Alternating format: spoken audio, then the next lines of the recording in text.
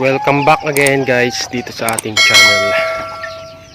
So ito na guys yung ating mga alagang kambing, ipinanganak ng March. So 3 months na sila ngayong araw, itong mga anak ng kambing. So panahon ngayon guys kasi June na at wala pang masyadong maraming damo. So kailangan nating magturok ulit ng vitamins dito sa ating mga alagang kambing. So ang ituturok ulit natin ngayon guys, syempre yung EDE para sa mga anak ng kambing, at saka magtuturok na rin ako dito sa mga bagong sampang kambing, tsaka DCM ulit. So mainam na magturok ng vitamins guys para dito sa mga alagang kambing, kasi nga ngayon para mapunan yung kakulangan nila ng nutrition na nakukuha nila sa damo. So kailangan talaga magturok ng vitamins. So simulan na natin dito sa EDE guys para sa mga batang kambing. So ang gagamitin ko sa mga anak ng kambing, so itong muna 3 ml, at saka dun sa mga buntis naman 5 ml. So tara, magturok na tayo guys. So eto, unahin ko na yung mga anak para hindi tayo mahirapan mamaya.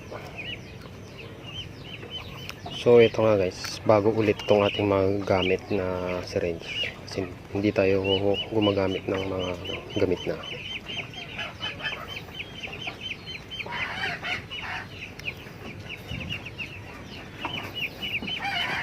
So kunin lang natin yung dosage na 3 ml yan.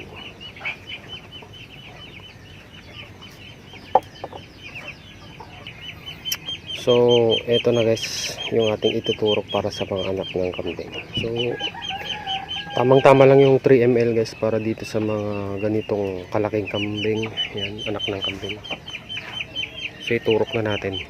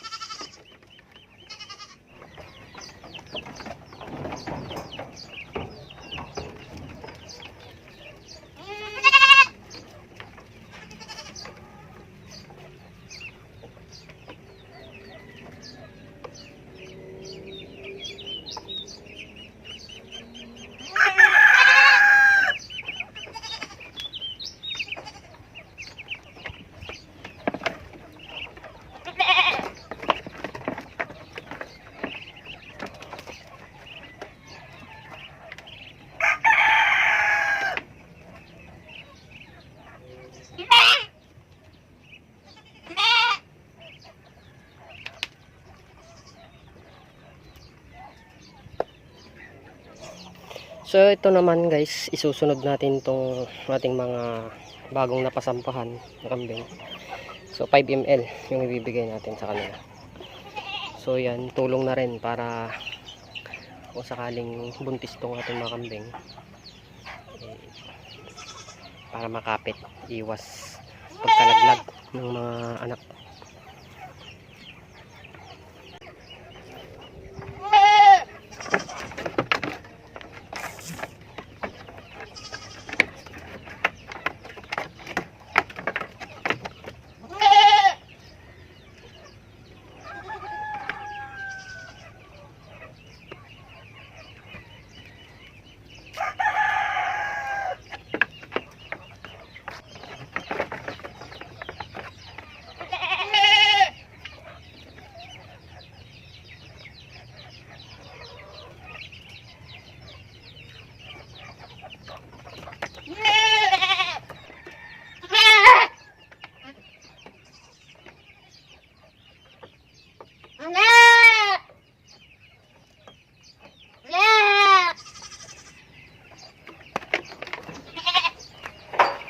So ayan na nga guys yung update natin dito sa ating mga alagang kambing.